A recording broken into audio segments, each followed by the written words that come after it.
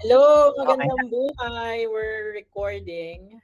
Hello po, So good for evening today's po video, guys. ang book club po natin i-discuss yung chapters 18 to 20 ng Atomic Habits and yung conclusion part. And we're also going to decide on what the next book would be. Ang facilitator po ng session natin today is none other than our prodigal son, Michael Joel Lapi. Nadami nyo na naman si drum roll, Jesus. please. Dugudug, dugudug, dugudug, Yan, hello dugudug. guys. So please let me know po kung nakikita nyo ako before tayo mag-start. Ang Kita na mabilis. po. Kita na po. Ate Jana, hindi kita kita. So, kailangan kita. Sorry po. Hindi ako Kumakain papayag. po. Sorry po. Papayag? I'm here. Hindi, joke lang po. So, natalo po kasi ako sa Magic Chess kagabi. So, I tried my best to win today. By, papahirapan ko po kayo ng konti. Joke lang. So, let's start with chapter 18. Okay? Chapter 18 is about the truth about talent po. Yun nga. When genes matter and when they don't.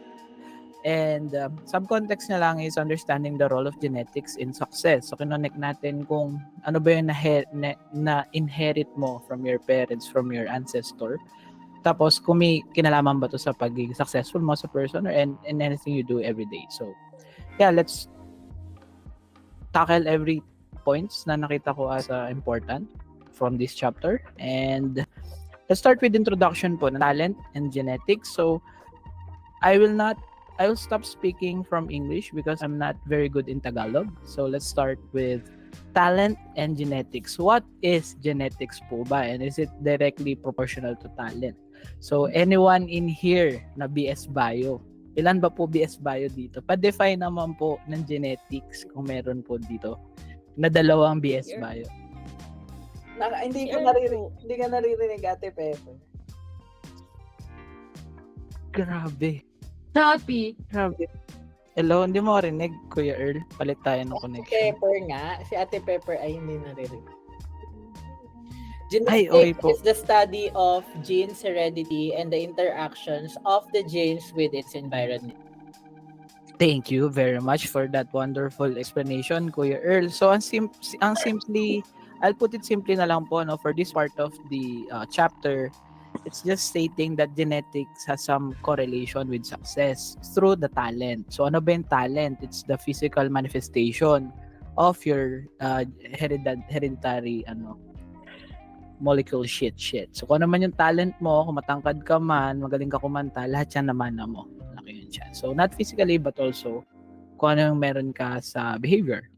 So, we'll tackle everything in here. And example po nung start ng chapter is actually about Michael Phelps and Hicham El Guerrouj. So, kung hindi nyo kilala si Michael Phelps, siya yung magaling na swimmer. Medyo 21st century siya na pinakamalupit na swimmer. And si Hicham naman ay isang runner. And they're just examples of talent matched with the right sport. Okay. So, next po is, ano ba ang role ng physical attributes in sports? So, for this part, magfo-focus tayo major dun sa physical manifestation ng nung na-inherit natin through our genes. So, simple truth lang is that people are born with different abilities. Medyo hard pill to swallow yon, pero totoo talaga siya. And example dito is while Phelps and El Guerrouj share some similar physical measurements, katulad nung haba nung legs nila, yung body compositions nila ay magkaiba. Kaya mas na-optimize ito for different sports, which is swimming, si Michael Phelps, and si running, si Guerrouj. So, explanation lang dito is, yung upper body ni Michael Phelps ay mas mahaba. So, mas fit siya for swimming. Kaya yun, nag-excel siya sa sport na yun. While si El Guerrouj, mas maliit naman or mas maikli yung upper body niya. Mas mahaba yung legs niya. So, kahit magkasing haba sila ng legs ni Phelps, mas born siya for running, according to the book. And this illustrates nga yung critical role ng physical traits natin sa pag-achieve ng top performance. So, any question po about physical attributes in sports? Wala po. Okay, no contention. So, let's move on. Ko-connect natin siya, syempre. Syempre, ko-connect natin siya sa choosing ng tamang field mo. So, it's basically kung anong ginagawa mo araw-araw. Kung saan mo gusto mag-excel, anong career yung gusto mong gawin, connected yun lahat. Hindi lang siya sa sports applicable. So the importance of selecting the right area is makakatulong siya sa pag-maximize ng success mo based kung ano ba talaga yung talent na meron ka or kung ano yung physical manifestation nga ng genes mo. Again, choosing the right field is as crucial as effort. So trial and error to most of the time. Aligning your natural abilities with your field of endeavor maximizes your chances of success. Pero, bago tayo magpunta dun sa questions kung ano ba talaga or paano ka makakapamili ng field mo, is let's discuss first kung ano ba yung influence ng genes mo sa behavior. So, hindi lang siya physical manifestation. Meron din siyang behavioral impact sa'yo. So, genes not only shape our physical traits but also influence our behavior patterns and personality. From the book, there's an experiment by scientists done on babies na right after they're born, siguro a few months old, so tabula rasa yan, wala pa silang kahit na it's their pure instinct at saka kung ano man yung makeup nga ng genes nila. Nagpapatugtog sila ng malakas na music, and if yung babies ay lumapit doon, they found out na malaki yung chance na nagiging extrovert tong mga taong to, ng mga batang to. And the other scenario happens dun sa mga lumalayo dun sa malakas na sound. So isa yung evidence na genetics namamana yung kung ano yung behavior patterns ng ancestors mo. So yeah, yun lang po yun. Yun yung summary nun. Important siyang maintindihan kasi we all know na ang habit forming ay malaking na-impactan kung ano yung personality natin. So, how personality affects yung habit formation nga daw. So, based from the book, there are 5 personality traits. According to psychology din to. Nandito si Ate Jana para i-explain to. Ate Jana, pa-explain naman ng 5 personality traits. May mga panel of experts. Bakit may Yes. Yes. From the Bakit field hindi of ako psychology. informed? Susi? Game, Ate Jana. Hindi, yung sinasabi lang sa book na big Eto. 5 personality trait. Di. Di ba kasi, ang pinaka-common example natin yung extroverts and introverts. So, may mga tao na sinasabi, hindi, extroverted ako, hindi ako introvert. Actually, yung personality mo, kapag ginigauge siya, parang on a scientific level, may certain level of extrovertness ka lang. Kumbaga, mas higit yung liking mo or yung preference mo dun sa behavior na yon kaysa dun sa isa. Kaya you consider yourself as an extrovert rather than an introvert. Pero as a person, you have both traits. Parehas kang merong extroversion and introversion. It just so happen na you prefer the other one. So same goes with the rest of the 5 personality traits. Lahat yan meron tayo. Pero kasi nag-lean on tayo dun sa preference natin, sa environment natin. Kaya yun yung nag-show na personality traits natin. Kaya din sinasabi na yung personality or yung behavior ng tao, nagbabago siya every 6 months or every major change in environment or situation sa life. Yun lang po, sir. Thank you, sir, for the opportunity. Thank you very much, Ate Jana, sa sobrang technical na explanation. Pero sa book, sobrang surface of the water lang.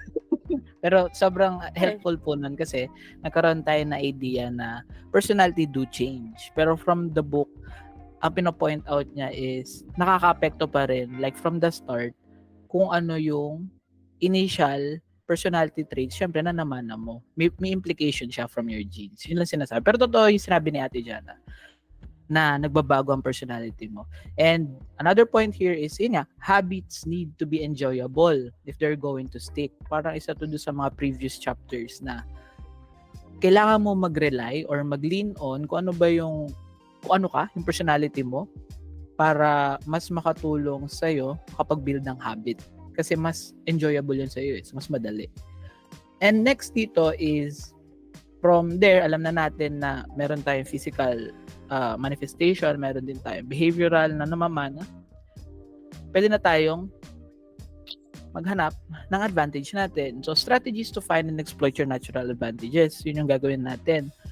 from the book we have guide questions, which are would like parang tutulungan ka nito makapag-decide talaga kung ano ba talaga yung natural edge mo. And these questions are what feels like fun to you, what makes you lose track of time, saan ka nagkakaroon ng greater returns as an average person, at saka ano ba yung natural sa'yo. Siyempre, isa din sa previous topics natin na we tend to do things na mas madali para sa atin.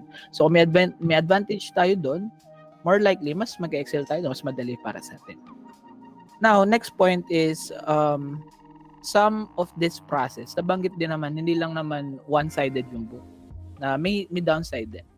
Sinabi din nila doon na yung mga process na yun, ang pamimili, pagbe-base mo sa physical attributes mo, yung environment mo, kung saan nag-manifest yun, yun ay luck.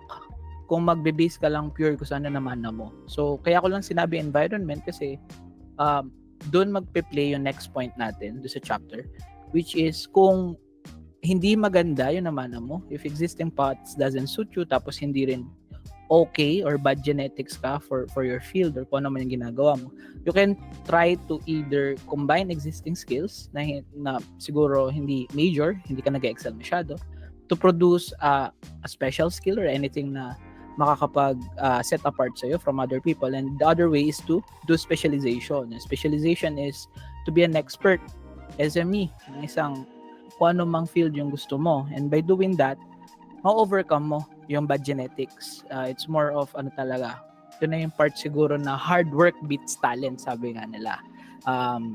Boiling water will soften a potato but harden an egg. You can't control whether you're a potato or an egg, but you can decide to play a game whether it's better to be hard or soft. So doon papasok yung last part na yun nga, create your own game kung hindi talaga walang pag-asa yung genetics mo. Or kung ikaw yung gumawa, baguhin mo. Sabi nga ni Ate Jana, environment, play with it. And conclusion for this chapter is you have to harness yung genetic potential mo. Yun lang naman yun. Kailangan maging aware tayo na we have certain advantages at some points ng iba't ibang parts ng buhay. So kung gusto mo dun mag-succeed, you have to utilize this genetics potential. Ngayon, kung wala nga, you can always resort to hard work beats talent. Points dito is utilizing genetics to focus on effort and achieve success. In conclusion, while we can't change our genes, we can choose how to use them for advantage. Focus your efforts where you are naturally predisposed to succeed and enjoy the process. And lastly, one best way to ensure your habits remain satisfying over the long run is to pick behaviors that align with your personality and skills. Work hard on things that come easy. So, yun lang po for this chapter. Any questions po? Hindi ko na po kayo tatanungin ng side nyo kasi may conclusion naman sa dulo ng presentation. Marami pa po tayong chapters. So, if you have any questions lang po, please take your time to raise po. No questions, sir. No Tanong lang questions, po Your kayo. Lecture Tanong pala, lang po pala kayo. to, hindi ko naman akala ko book club lang. Tanong po kayo, BS Bio and BS Psych. Mamaya magpapa-pre-over na yan si Joel Pero wala pa po akong questions. Thank you po, Ate No Jan. questions, Your Okay. Honor. No questions. Thank you po. Thank you po. So, ang next chapter natin is, actually, ito sa lahat na nabasa natin chapters, ito yung favorite ko. Bukod sa maikli lang siya, na-apply ko talaga siya sa sarili ko. So, let's start it. Without further ado, ito na po yung chapter 19, The Goldilocks Rule. Staying motivated in life and work. Subheading, balancing challenge and skill to maintain engagement. Okay, Docu. Game na po. What is the Goldilocks Rule? So, from the book, there's actually what do you call this? There's actually a graph there. Hindi ko na lang pin-ring screen because I want na ma-imagine natin siya. Ay. So, Ang taray, may pa-imagine. so, yung optimal motivation daw ay nangyayari kapag tasks align perfectly with our abilities. Ibig sabihin, not too hard, not too easy, but just right. Pag sinabi kasi yung optimal motivation, kung, for example, best example na yung badminton dito, si Ate Eloy, nag-enjoy siya mag-badminton kasi kalaban niya si Rocky. Pero pag sa akin siya agad tinapat, syempre masyado na ako magaling. Isipin niya, nako, ang hirap. Sinasabi. So, mawawala yung motivation niya. So, doon papasok yung Goldilocks rule. Play Hindi ka Kaya kasi kasi around. Nakita niya May kasi sinasabi si Joel. Play May around. pinapunto. Mag-play ka lang around sa circle kung saan mamomotivate ka pero hindi ka rin mawawalan ng parang hindi ka masyado madadalian din. So, OT-OTin mo yun. Kaya Yes. niya, hindi naman So, sinabi mong noob si ate sa badminton. Another example dito yung Magic Chess. Kasi si Kuya Earl na motivate talaga yan kasi nasi-circle siya ng mga tao na kapantay Sa niya Magic- lang. Hindi naman Magic talaga siya chess na sobrang lang galing. Yes. Hindi naman siya sobrang galing eh. So, namomotivate siya kalaro. Ako, si Chan, kasi hindi siya ganun kagaling. So, nandun siya sa Goldilocks zone. Nandito pa siya. So, hindi pa siya ganun kagaling. Okay. Pinag-isipan ko yun. So, Yeah, nandun sa good book job. is si Steve Martin. Who is Steve Martin? I don't know. Pero sabi ng Google, siya yung America's top comic actor. I don't know. Sabi niya. And may Pink Panther dito kasi kung nanood kayo ng 2006 remake ng Pink Panther, siya yung bida. So, doon ko lang siya naalala. Sa lahat ng work niya, doon ko lang siya naalala. Siya yung gumanap na detective doon sa 2006 remake. And it's summary lang, he's a great guy with 18 years of comedic career process. So, ang connection ni Steve Martin sa topic natin ngayon is that yung increment ng paano ba yun? Simple na paano siya nag-improve through the 18 years is that sobrang uti-uti nung ginawa niyang changes sa sarili niya, sa comedic materials niya. Nag-start siya as magician, uti-uti, hinanap niya kung ano yung gusto ba talaga niya as a showman. Then, nag-proceed siya to doing comedy. Yung materials niya nag-increase ng length from 2 minutes to 5 minutes to 8 minutes hanggang sa yun yung nag-set ng way, ng foundation niya para maging actor. So, the thing is, you have to set the Goldilocks rule talaga na hindi ka kagad pupunta sa sobrang hirap kung saan mawawalan ka na ng motivation. Uti-uti lang. Yun yung ginawa ni Steve Martin. Ang haba ng paragraph niya pero hindi ko naman binasa yung iba. Ngayon, ang pinaka-importante dito is how to maintain yung long-term engagement. Kung may career ka, may gusto kang ma-achieve, paano mo siya ma-maintain? Yung strategies kasi ay through, tulad ginawa ni Steve Martin, uti-uti, gagawa bit by bit, gagawa ng mga manageable challenges, tapos kailangan mo ma-embrace yung routine na lagi mo na siyang ginagawa. Yun lang yun. So, doon makakatulong yung Goldilocks rule. Mag-play around ka lang doon sa circle kung saan hindi pa masyadong mahirap, pero hindi na rin sobrang dali para sa'yo. Para alam mo, every time, nag-improve ka. So, in conclusion, yung Goldilocks rule ay nag-enhance ng personal and professional growth mo as a person. It encourages finding personal and professional tasks that fit within yung Goldilocks zone mo. And there was once an old philosopher, a wise philosopher said na to continually grow and stay motivated, align your tasks with your skills, ensuring they are challenging enough to maintain interest but not so difficult that they become discouraging. Joel. So emphasize siyang magandang quote na yan. Sobrang theory, it's close to my heart kasi ito chapter na to talaga. Taray. So may questions pa po kayo for our chapter 20? Goldilocks rule? Meron ba pong Meron ba po? Sumonashi. Wala na po. Nagduduwan na Oh. si Jana. Hindi ako nagtutuhuling ko. Hindi ko Google Sumonashi. Translate ko lang yung mga words ko. Okay. Okay po. So tapos na tayo Sumonashi.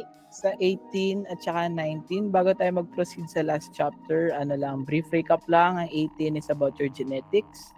How it, paano siya nagbibigay ng impact sa yung kung sino ka, or yung physical at saka behavioral shit ng start, and how you can find ways to take advantage of these privileges, kasi privilege hindi naman lahat may certain advantages genetically. And chapter 19 naman is to make sure na kapag gusto mo mag-improve, stay along lang din sa lines kung saan pasok or at par yung skill set mo. Huwag ka kagad sobra kasi tendency is mawawala ka ng gana. And last chapter natin for this book is actually yung downside ng creating ng good habits. Yung buong book is about how to improve the good habits, but we never really discussed on ano ba talaga yung downside kung may good habits ka. So understanding and managing pitfalls. So brief summary lang is kapag gumawa ka na ng sobrang may habit ka na nabubuo, alam naman natin ang next doon is standardization, lagi mo siyang gagawin. Tapos kailangan mo siyang even mag-optimize kung gusto mo mag-improve doon. Practice talaga ng practice para maging master ka doon sa field na yun. Then after nun, kailangan mo mag-optimize para continuous yung improvement. Yun lang naman yung summary nitong chapter na to. Introduction to Habits and Mastery. How habits form, yun yung foundation ng mastery. While habits are essential for developing skills and achieving excellence, they also come with certain drawbacks that we'll explore today. Yeah, so yun yung connection niya. May graph din dun sa sa chapter 20 na yung habit daw ay ano ba yung habit? Parang curve din yun. Ganun. So, medyo mataas yung learning curve, pero once na pass through mo na yung habit, mampas ka na doon sa parang line ng point of no return, sasanay ka na. So, ang next is optimization kasi lagi mo siyang ginagawa. Pero kung gusto mo maging master, meron pa susunod doon. Mag-i-increase ka pa ng increment. Ibig sabihin, new knowledge or new skills na idadagdag mo sa existing habits mo. So, pataas yun. So, yun lang yung summary ng graph. Hindi ko na siya sinabi. Ano ba yung pitfall ng automatic habits kapag master ka na? Ang downside kasi ng pagiging automatic is, una, yung reduction ng sensitivity sa feedback. Kasi, dahil lagi mo siyang ginagawa, more likely, yun nga, mag-increase na rin yung likelihood ng pag-ignore ng mga small errors kasi you're doing it like you're breathing. So you have to be aware of this fatal problems para ma-work out siya or ma-improve mo. As habits become automatic, we often pay less attention to detail, potentially allowing errors to creep in and diminishing our overall performance. So, yun, dapat hindi tayo masyadong complacent. Yun na, the complacency trap. Ano ba yun? Even skilled professionals can fall into trap of complacency, relying on outdated methods simply because they have become habitual. Balancing habits with deliberate practice. Okay. So, before tayo mag-proceed, bakit nga ba siya nagiging habitual? So, ang nangyayari is kapag naging master ka na sa isang field, for example, magaling ka na mag-ML, may isa kang hero na lagi mong ginagamit, malaki yung tendency na kapag kinorek ka doon sa mga ginagawa mo, rotation mo sa jungle, magagalit ka or hindi mo pakikinggan yung suggestions because, yun nga, nagiging complacent ka. Nakakabuo ka na ng identity na ito yung dapat gawin, ito ka. So, yun yung nagiging trap. Kapag masyado ka nag-focus na yung tama mong ginawa, naging complacent ka, yun yung best. Pero dapat lagi ka pa rin open sa suggestions and lagi ka natututo. Kaya kailangan may balance yung habit. Kaya kailangan mo rin mag-practice. Need for deliberate practice alongside habits for true mastery. To achieve and maintain high levels of performance, we must combine our automatic habits with practice that focuses on continuous improvement. So, dapat open-minded. Yun lang yun. Yun lang yung summary. Kailangan open-minded. Habang nag-i-improve, optimize, change, kung may kailangan baguhin, tapos, yun na. Kailangan lang laging open-minded. Example from the book was yung CBE. Kung hindi nyo alam yung CBE, sa NBA kasi, yun yung parang career, may mga pointing system doon. Pero for simplicity, lahat ng dati kasi syempre, kung wala ka alam sa basketball, pag tumira ka ng 3, nagiging all-star ka kung marami kang points. So, yun lang yung, kung hindi mo siya i-analyze. Pero pag in-analyze mo yung sport itself, is that anything you do inside the court, yun yung nagsasum up ng total performance ng group or ng team nyo. Yung rebounds, steals, paano ka mag-ubos ng assist, marami mga points inside the game na nag-ensure ng total success nung pagkapanalo ng team. Pero walang way para ma-compute to per person kasi kung alam mo naman kung NBA, 'di ba, mga sobrang galing na mag-basketball noon.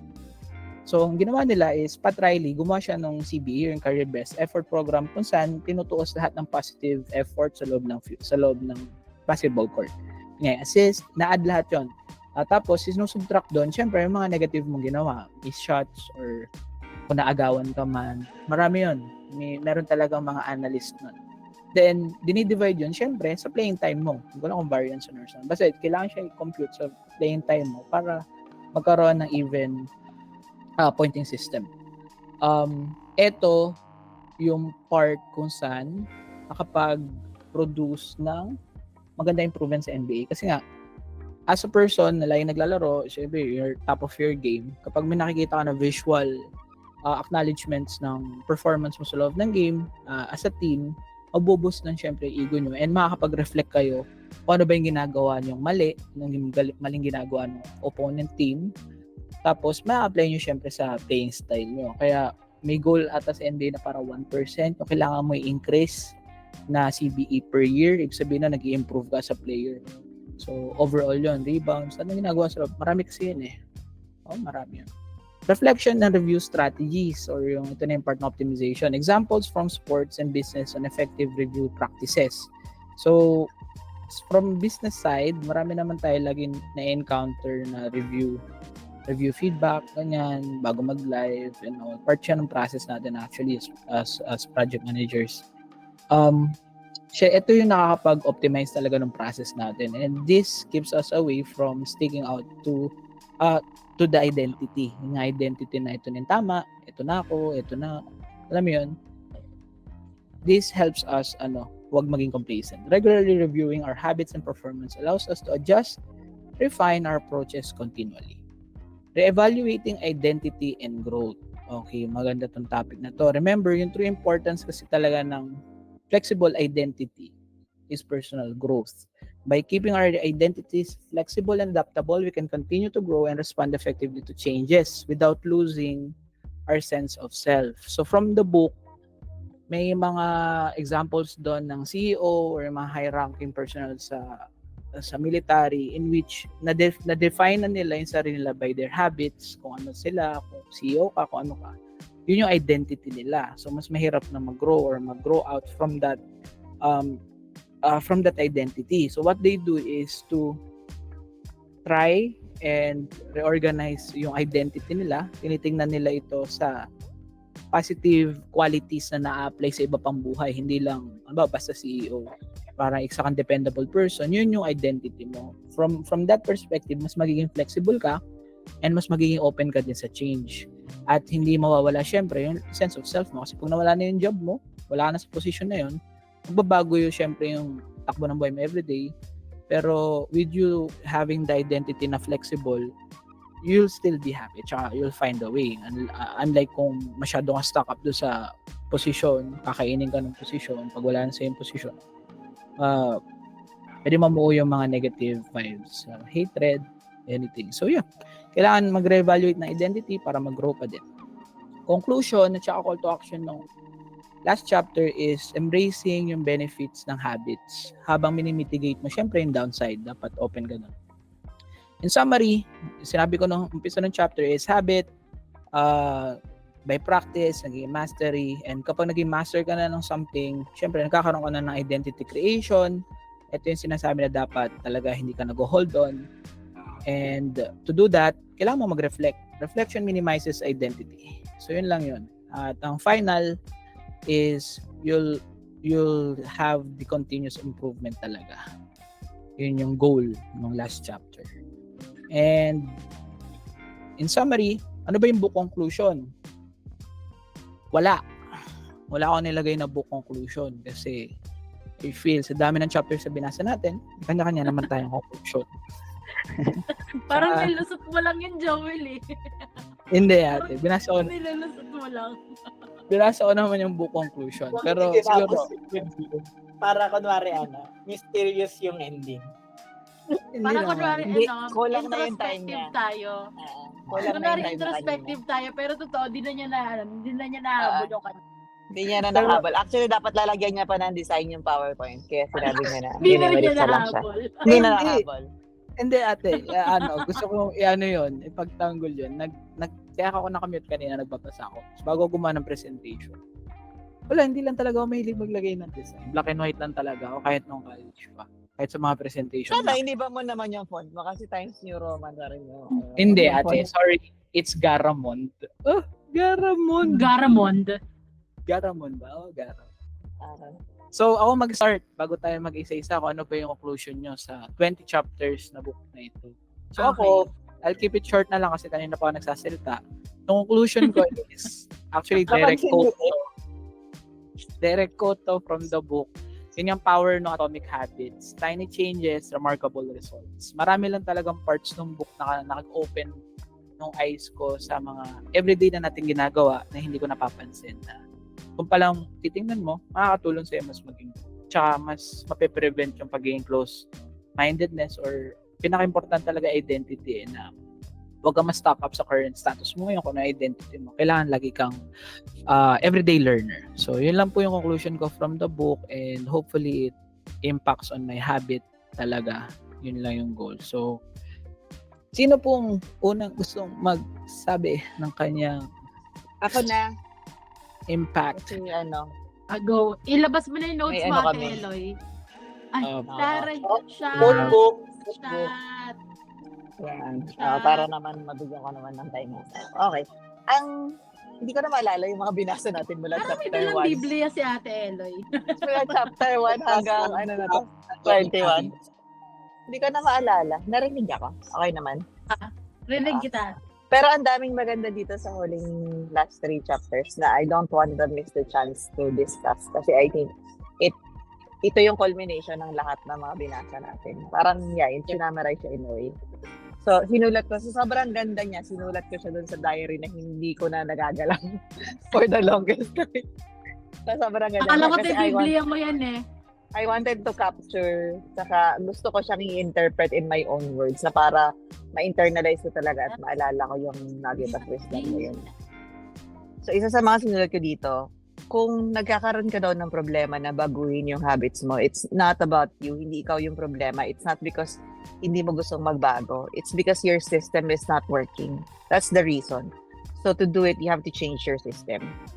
So it's not because wala kang will, wala kang determination, or hindi ka enough, or hindi mo talaga gusto magbago.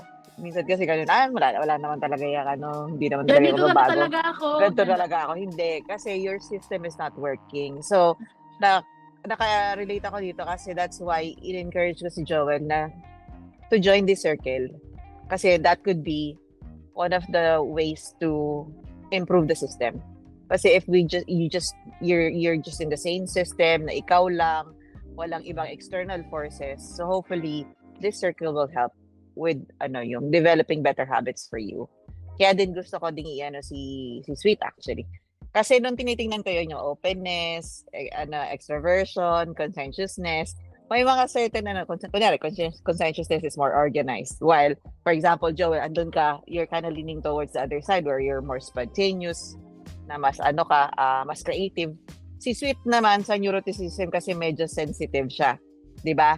So kasi yung personality kasi ng tao, very fluid daw 'yan. Kung ano yung result mo sa profiling, pwede siyang magbago every now and then. Depende as well dun sa group dynamics mo. So that's one thing that we want to exploit or to use, to take advantage of na. Because we're spending time together with one another, that's we're gonna be the average of hopefully the best qualities out of this group. We're gonna be at the average of that. Ayun.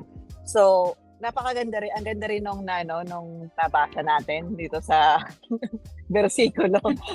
Isa pa dun. Ang ganda. Na gusto ko talagang i-share sa kapatiran ito. Kasi tinanong niya, ano ba talaga yung ginagawa ng mga successful? Dun sa coach, in context ito yung athletes. Ano yung ginagawa talaga ng mga successful at hindi successful? So sabi niya, yun the usual na sagot na okay, depende sa genetics yan. Minsan kailangan may talent ka talaga or minsan swerte ka. Pero may isang dinagdag doon, yung pang-apat, na it's not the usual answer. Kasi laging minsan pang Miss Universe yung sagot eh. Diba? Isa sinabi doon is yung appetite mo for boredom. It all boils down doon sa mga tao na kayang mag-show up kahit na hindi sila motivated, kahit na bored sila, kahit hindi siya satisfying, kahit na wala sila sa mood. Yun yung main difference ng successful sa hindi. The rest are just mga sparkly stuff. Yung luck, genetics, yun eh. Sortihan din yun eh, di ba? Hindi naman lahat may ganun. Hindi lahat may talent. Pero yung tenacity ng doing it every day, doon usually nalalaglag yung mga tao. Doon nagkakalaglagan. That's what makes it. So it comes, sabi ang ano kasi noon, parang lagi ang sinasabi ng mga guru, ng mga coach na kailangan may passion ka. Kailangan you really want it. Ganyan. Kailangan, na para bang merong delusion na, yung mga successful people talaga, meron silang unlimited, bottomless ang kanilang passion and motivation, which is not the truth. So parang, siya, na nagkaroon ng, in a way, kasi pag nawawalan tayo ng motivation or pag na-break natin yung streak natin or nag-stop tayo sa good habit, parang, baka I don't have what it takes. Or baka hindi talaga lang ang passionate. Parang ganun, parang nadidepress tayo. Pero, ang sabi nila, even the successful people, they also feel this lack of motivation. Parang hindi nila feel. Pero again, it's showing up despite of how you feel. Yun yung importante. So, the greatest threat to success is not failure. Actually, minsan yung failure pa nga parang nagiging drive siya, di ba? Parang catalyst pa nga to change yung failure eh. Pero yung boredom, yun daw talaga yung threat. Kasi, monotonous na eh. Wala nang ups and downs eh, na medyo parang exciting pa eh. Pero pag nandun na, may magandang sinabi dito na medyo malalim eh. Pero ang sabi dito, men desire novelty. Akala ko yung novelty parang novelty songs na boring. Tinignan ko ba yung meaning ng novelty? Tinignan ko ba yung meaning ng Akala ko novelty? novelino, like alak. Sabi ko, pag novelty, parang sila parang traditional, parang common. Hindi pala. Ang novelty daw is yung you're longing for something unusual, unique, to break the monotony. Na ang tao daw, men desire novelty na parang to such an extent na even yung mga tao yung sa a good situation, they desire novelty. Kasi ayaw nila ng yung parang boring na, complacent na, or monotonous na, routine na. Even if things are going well. In the same way na, in the same extent or desire or parang intensity for someone who's in a bad position. So, just to give a bit of an example, for example, naisip ko na example kasi I was in a bad relationship na parang nandun na sa point na parang gusto ko ng iba, sobrang yung feeling na parang gusto ko na makawala dito sa sitwasyon na to, na sobrang ayoko na talaga. Yung ganong feeling. Ganon din daw yung feeling pag yung asawa ko, napakabait naman ako nakatitan. Pero pag gano'n na, yung parang deadline na, parang gusto mo rin ng something different. So parang ang weird, di ba? Pero ganun daw kasi yung tao. We're always expecting for something na parang hindi boring, hindi routine. Gusto natin ng novelty. Yun daw yun. So, ang lesson learned ko dito, you have to be content in a way din. And you have to have a love for boredom at some point. Hindi laging pelikula. Na intense lagi yung eksena. Akala ko lang yung main character. Main character sa pelikula. Hindi pala dapat. Tapos, nag-drawing ako ng just to summarize nung lahat ng mga nagawa ako ng Better Habits Decision Matrix. Tapos, ang maganda nito, sabi, hindi mo lang siya ma-apply sa habit formation. Pwede mo rin siyang i-apply sa business. Na-realize ko din na yes, pwede ka rin siyang i-apply as a parent, sa parenting. So again, if you want to make better habits, so for example, if I want Joel to make better habits as a professional or as a team member ng local champions, I can apply the same matrix. If I want Enzo to develop better habits, so say studying habits, or my kids, I can also use the same matrix. So for example, kung mahirap alalahanin yung habit, make it obvious. So providing, let's say, avenue or yung binibigyan namin ng mga bata ng place, yung lugar sa bahay para they can practice that habit. Binibigyan namin sila ng resources. Or if they don't feel like starting, make it attractive. And one of the things that I did actually today for the people, kasi hindi nila maalala yung resibo, I made it easy for them. So naglagay na ako ng reminder. Nahihirapan sila na resibo, nagpagawa ng SOP, may dashboard na rin tayo for the amount para hindi na sila para hindi na sila mahirapan mag-compute.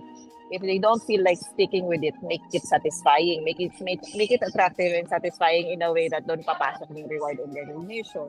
Or just simply posting, kaya nga gusto ko yung pinopost yung numbers sa Slack kasi we're making it attractive and satisfying by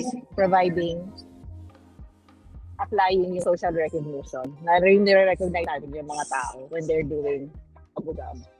Or pag nagawa nila yung habit mo. So yun yung mga nilagay ko dito. And I think ang ganda. Napakaganda. Beautiful. Yan pa, kaya gusto ko. Thank you! Maraming salamat ka, Eloisa. Maraming salamat sa pabasa. Sino pong sunod? Sa akin siguro ang pinaka-summary ko nung Atomic Habits is yung success is not to reach or a finish line to cross. Yes. So, sometimes kasi, which is medyo actually related naman lahat ng isi-share natin kasi isang libro yung binasa natin. Pero very related to dun sa sinabi ni Ninang na dapat meron kang appetite for boredom. Kasi, I don't know, parang ang disappointing daw, ang frustrating daw kasi sa pagiging goal-driven or yung para kang may hinahanap na next level is that what happens when you reach that level. So, kunyari meron kang target income or meron kang goal sa life, sa work, etc. What happens next? Yun daw yung usual na challenge ng mga high performers na sometimes they feel like they're stagnating kasi hindi pa nila alam kung ano yung next na summit. Pero ang na-appreciate ko talaga sa Atomic Habits, that's why I read it. Pangatlong beses na tong book club natin. Kasi yung ano niya talaga, yung mga tips niya sa'yo on how to stick to your daily habits. Yun, for me kasi yun yung important na matuloy-tuloy mo lang siya. At some point, mabibreak mo yung barrier ng boredom. Meron kasing part na magiging kang, syempre yung unang part, conscious effort, hanggang sa magiging na siyang unconscious effort, hanggang sa magkakaroon ka na ng state of mastery complacency. Then, after nun, para kang may mabibreak na barrier na parang i-snowball na yung effect ng good habits na ini-establish mo. Yun yung masarap na feeling na parang kahit hindi ka na nag-e-effort, feeling mo hindi ka na nag-e-effort is nare-reach mo pa rin yung mga goals mo kasi nga na-establish mo na yung parang character mo na siya, hindi na siya basta conscious effort. So, sobrang na-appreciate ko talaga to. And for me, yung success is multifaceted talaga. It's not just about money, it's not just about yung 'di ba may iba't iba kasing facets yung success, yung spiritual, mental, physical, ganyan. Pero naniniwala rin ako na kasama yung financial kasi ang hirap nun i-balance lahat kung wala kang pera. Diba? Sure. Pero at the same time, I make it to a point na talagang yung physical, mental, tsaka spiritual wins ko everyday is natutugunan ko. Kasi parang also at the same time is parang yun yung ano ko na I'm okay. na it's a good day because we're still alive. Na nagagawa pa rin It's the natin. daily wins. The daily wins, no? Hindi yung... So, yeah, parang, tsaka, mapipinish mo lang naman yung life pag patay ka na eh. So, as long as buhay ka, parang it's an ongoing process. So, for me, yun, yung pagiging parang ongoing na success journey. And, for me, sobrang helpful din na, ito na-appreciate ko kasi kanina nung nag-interview din kasi si Pierre kanina, na-appreciate ko rin na nakakatuwa lang na yung VC talaga, parang nagkataon lang din naman na magkapareho yung values ni Pierre tsaka nung VC. Pero at the same time, doon ko na-appreciate na ang swerte ko sa VC, na na-meet ko yung VC. Kasi yung work-life balance kaya mo talagang gawin. Output-based yung work. Yung parang lahat ng hinahanap ko for a work, nakuha ko sa VC. So, sobrang grateful talaga ako dun. Kasi, nung kaya pala ito sa akin, spark sa akin kanina, pinadescribe kasi ni Pierre dun sa interviewin namin kung ano yung perfect life niya. Parang 3 to 5 years from now. Sabi niya, ang perfect life niya is meron daw siyang morning routine, nakakapag-workout siya araw-araw, nakakain siya ng masarap, meron siyang synergy with the team. Uy, ano to mayaman to, IT team lead na to. I mean, may pera na to. Patrapahin ko nga yan. Kasi mayaman pa tayo. Pero, alam nyo, ganun lang ka-simple yung perfect life niya. Natouch nga rin si Pierre eh. Tapos na-realize ko, parang, diba, parang minsan kulang lang talaga tayo sa gratitude. Kasi, yung dinescribe niya na perfect life, parang, yun na yung daily life mo. Parang Yun ang daily natin eh. achievable Parang, siya kahit oh my hindi God. marami yung pera mo. Oo. Hindi, promise yun talaga yung na-appreciate ko na, oo nga. You just describe my life. Ganon. Kulang, So, are you saying my life is perfect? Ganon. kulang lang talaga minsan sa appreciation. Kasi nga, ang tendency talaga ng tao is hanapin kung ano yung wala. Totoo. Pero minsan, kailangan mo lang talagang maging grateful sa kung ano yung meron. So, yun lang. So, super na-appreciate ko talaga. Novelty nga daw kasi it's our desire for novelty that we Nabili, no? missed out on what's important or what we have. Yes. So, yun lang yung sa akin na So, success. ang conclusion, perfect tayo. Oo. We have the perfect life. Narcissistic pa rin. Hindi ba perfect yung life natin? Parang mali pang Pero, grupo na nasalihan ko. at the same time, I'm happy where I am right now. Parang yun lang naman. So, Thank you. Thank you po. Ganda, nakakatuwa. Thank Natuwa you din po, ako sa Kuya IT guy, kuya. Kuya, pakilala mo siya sa akin. Kung marami siyang pera, ilibre niya ako. Pakilala mo siya sa akin. Ilibre niya ako. Willing ako magpalibre. Willing ako.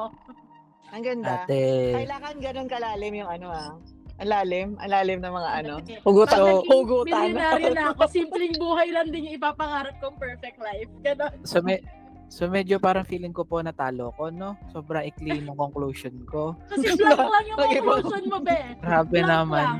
Kaya natalo Grabe ka na sa naman. moment na yun. Grabe naman yung conclusion ko. Hindi, pero ano. Hindi kasi Joel, ang ganda talaga sa book club is yung discussion.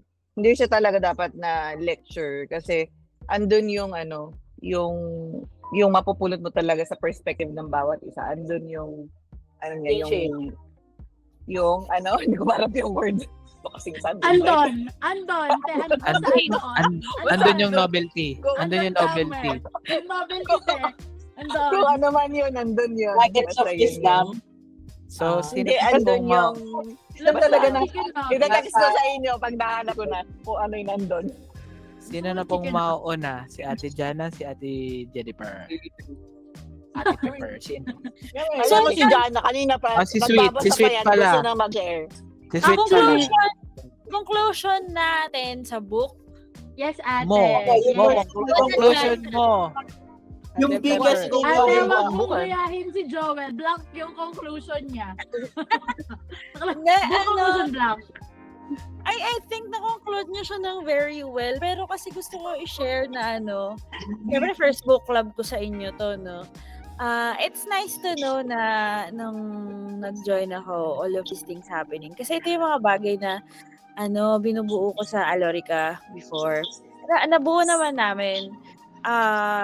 Pero syempre, nung umalis na ako doon, alam naman ko na, ay, wala na akong ganun.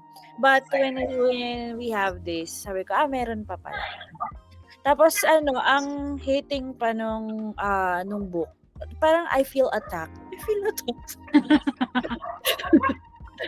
Ang mean ng book. Oo, ang mean nung book. Hindi, pero kasi, di ba, parang, over the years, parang ang sabi ko nga sa sarili ko, I'm a work in progress. Kasi there are a lot of things na binibuild ko in terms of behavior, habit, ganyan.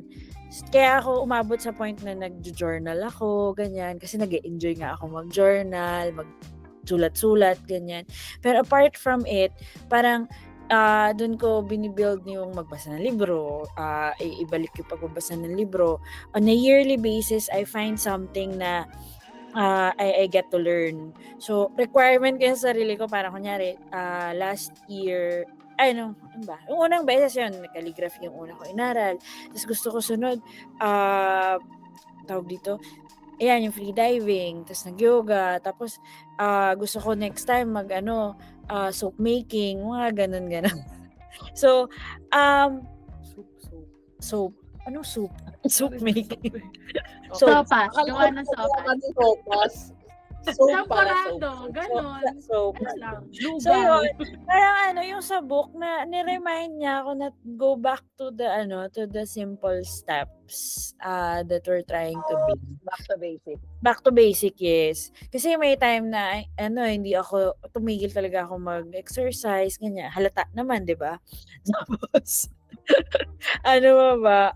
yung sa budgeting before talagang tinatrack ko talaga hanggang sentimong nilalabas ko until sometime hindi na, yung mga ganon. So, ang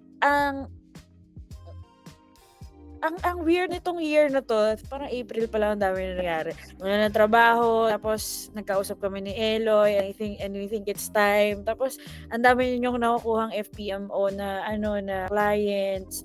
Tapos, we have this group. Sabi nga ni Earl, parang we siya, yung perfect life na dinidefine ni guys. Perfect lang. Pero parang optimal na talaga siya na work environment. Sa totoo lang. Tsaka ito yung environment natin. We get to learn, we get to do things that we want and we need. Isa sa mga need namin is to travel. Hindi ko naman magagawa to kapag nasa corp pa ako. So, yung mga ganon. So, a lot of these things in the book, masyado siyang it talks to the heart talaga. And I'm looking forward na mabuo ulit yung mga bagay na gusto ko ulit buuin. Ayun. Wala siya eh. So, let's build the Lego block. Ano daw? Parang Jenga, bubuin. Ganon. Isip ko Lego, pero Pwede rin. din bricks. Mas maganda Lego. Isip ang pwede i-build. Pwede din bricks. Katulad yan sabi nila. Nawala na si Joel. Kausap na natin yung kay sa mini... Hindi pala, pader pala yan. Pader ni Joel. Nabore na siya. Joel, sorry. Ay, ako lang. Kasi, hinabol ko talaga yung reading kanina. Last minute ako kasi andun yung adrenaline rush, Adik ko na. Nag-ano din ako, nag-peripheral reading na lang din ako. Yung kung kita na lang. Nasa Discord kami dalawa ni Ate Eloy, tapos parehas kami nakaganda ni Ate Eloy. Kasi naghahabol kami ng basa. Naku, malapit ako, alas G's, ganyan. Tapos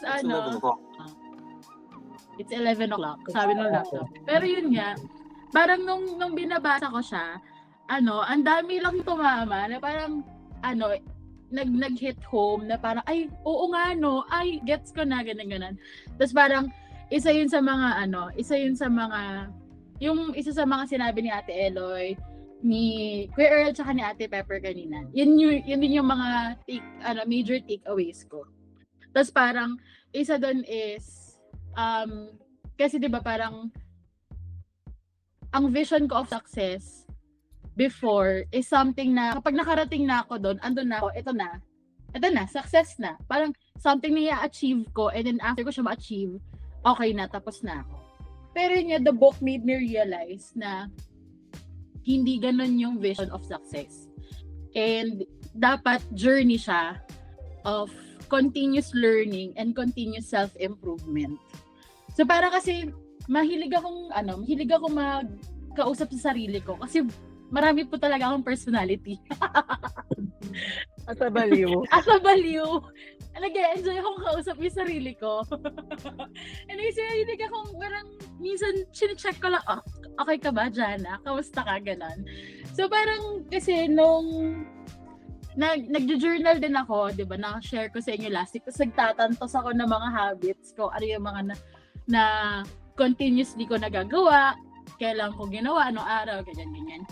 Tapos, na-realize ko, 23rd day ko na today na hindi nag-vape. Tapos, as in, parang, alam mo yun, minsan dumating na ako sa mga situation na kasi nagpupunta ako sa bahay ng kuya ni Jel. Yung kuya kasi ni Jel, nag-a-IQOS naman. Nag-vape, nag-a-IQOS. So, pag andun siya, andun si Jel, so nag-vape silang dalawa. Dati talaga, parang andun ako sa feeling na, hala, I want to be part of this team. Kailangan. So, parang low-key gawin na ako kahit wala akong hawak. Kahit wala, ay, si Daryl. I-admit natin si Daryl. Daryl Serate. Sirate. Ibang Daryl pala. Ay, ang taray. Oh. Kuya Da, bakit ang haba ng buhok mo? Bakit blonde ka today? Lobat sa kasi ako. Kuya Da, bakit ka naka-hoop earrings? Anyway, ayun nga. So parang ganun yung feeling ko before, na parang nape-pressure ako ganun. Tapos kanina, nag-dinner din kasi kami dun sa bahay ng kuya ni Jen. So nag-vape sila, tapos andun ako in the middle of the living room, kasama ko sila, nagkikwento kami. Pero for some reason, hindi ko na na-feel na parang I don't belong, na parang I'm missing something. Yung belongingness ng group na to na yun, sinisik mo kasi. Yung validation ng group natin. Na parang kasi parang feeling ko, sabi ko talaga dati, makakapag-quit lang ako mag-smoke pag nag-quit si Jel. Kasi externally reference ka, di ba? Dapat makapeer pressure. Pero hindi ko pala kailangan si Jel. Hiwalayan ko na yon. Ito na lang. Ang challenge ko ngayon sa'yo, dapat umabot sa point na they're seeking your validation na sila mismo mag-stop kasi gusto nilang ma-feel yung belongingness with you. Pag nag-vape si Jel, ganun kakalakas. baba. Alis. Ganon. Iko-condemn ko na yung mga nag-vape. Gabi sila, make it Yeah, unattractive. Ganon. Yeah, make it unattractive. Sige na Aawayin ko sila. lagyan mo ng sili yung vape nila. Budburang ko ng chili powder yung vape ni Jel. Make it difficult for them. Itaas mo sa tok-tok ng coconut tree. Idigat ka sa kisame yung vape. Ate Jana. Di ba? Naging Mag-solve catalyst ka of ng math change na ako. problem bago mabuksan yung vape. Ganon. Ilagay ko sa vault yung vape. Nalagay Tapos sa box. itago ko sa buong Bulacan. Tapos parang siya, yung hunt. Bakit di na lang siya bibili? Satisfying pa yun. Oo. Pwede ka pala siyang bumili ng bago. Ipapasara ko lahat ng vape shop sa Bulacan. Ay! Pero hindi, parang yun nga. Parang That's nice to hear. nung kinakausap ko yung sarili strength, ko, ang sabi ko, ano yung change? Ano yung difference? Bakit ngayon, nakakapag-stick ako sa habits ko versus before? Na ilang beses ko na rin naman kasi talagang tinry yung mga habits na ginagawa ko this year. Tapos parang, isa sa mga naalala ko, nung naglubaw tayo ate, nung vision board channeling workshop. Kasi di ba sabi ko, parang dineclare ko kasi na this year, aesthetic era ko siya. Parang gisag ko, okay, kasi ginawa ko siya identity na, ang pangit ko nga naman kung ang ganda mo nga, ayos ka nga, wala kang pimples, pero hingal na hingal ka pag umakit ka sa second floor, di ba? Hindi pasok. Hulas. Hulas agad yung kagandahan. Oo. Or, alam mo, humalakhak ka lang, hiningal ka na kasi yung lungs mo 20% capacity na lang. Yung mga ganon. So, parang feeling ko isa sa mga naging reason kasi parang dineclare ko siya publicly na ito yung identity na kiniklaim ko for this year. Tapos, hindi siya naging mahirap kasi nga, nagkaroon ako ng environment or ng group, itong group na to, that supports the identity that I'm trying to build for myself. Kaya hindi naging mahirap yung habit building. And yun nga, na-realize ko, shit, ang dami na sabi ni James that you make sense. Parang, go James, sorry pinirata ko yung libro mo. Bibiling ko to next time. Wala kang contribution sa kanya. Wala mo lang Oo. Bibili na lang ako, magdadonate na lang ako kay James kasi pinirata ko lang tong kopya ko. Pero thank you James, yun lang po. Thank you very much, Ate Jana. And congrats po sa pagkikwit sa Yossi. At saka sa Babe. Thank you din, Ate Pepper. So po mag-thank you sa lahat. Kasi nakapagbasa na ako ng libro for the first time in my life. Tapos ko. So, masaya ako doon. Achievement yun. Huge achievement yun. True. And, ayun lang po. Kasi reading Thank you po. din is yung isa sa mga habit na gusto ko talagang i-form kasi as a leader, kailangan kasi na may unlimited ka na reserve of wisdom. Tsaka Hindi ano, naman ate, unlimited. may nagsabi po sa akin dati na kapag good reader ka Kapit daw, bahay niyo good, ba yan? hindi naman. Pag good reader ka daw, good listener ka din. Eh di ba medyo maikli yung attention span ko. Pag nagbabasa ako, parang pipilitan ako makinig kay James, kung sino man si James. Grabe si James. May lagi sinasabi niya. Pero marami naman ako natutunan. And siguro i-summarize ko na, ay grabe, Gusto ko rin maging better speaker. Si Samaris. So, Let's go Joel. Ay, hindi ba wala? Honestly speaking, yun po talaga yung conclusion ko. Kasi nga, I'm at the point na kailangan ko magbuo ng habit.